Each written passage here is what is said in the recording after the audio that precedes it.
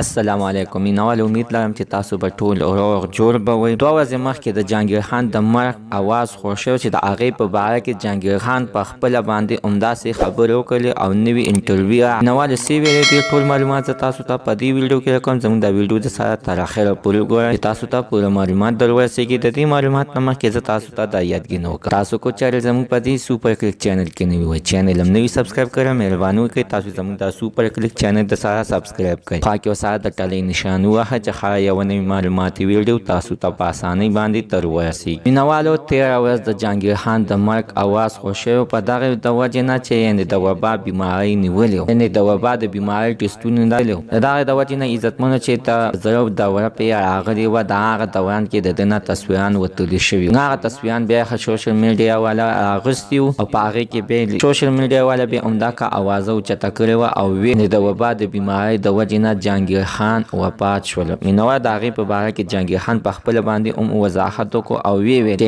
هېڅکله داسې دروغ خبرونه مه شئ کوئ، ځکه چې زما ډېر سخت مینوال دی او هغه مینوال بیا ما باندې ډېر سخت خفه کېږي. څنګه زما د مرګ اواز وشو او ما ته ټلیفونونه شروع شول او زه بیمار وم او جرأت مې نشو کولی چې چا سره په موبایل باندې خبرې وکړم. او اوس الحمدلله الله تعالی صحت راکړی او خپلو بچو دپاره روغ جوړ شوی. مینوالو د نننۍ معلومات زموږ ته د دې ځای پورې د نوي معلومات دپاره د سره زموږ د سوپر کلیک چینل د سره سبسکرایب کړئ. خوا کې ورسره د ټلۍ نشان ووهئ چې ښایي یوه نوې معلوماتي ویډیو تاسو ته په اسانۍ باندې تر ورسېږي.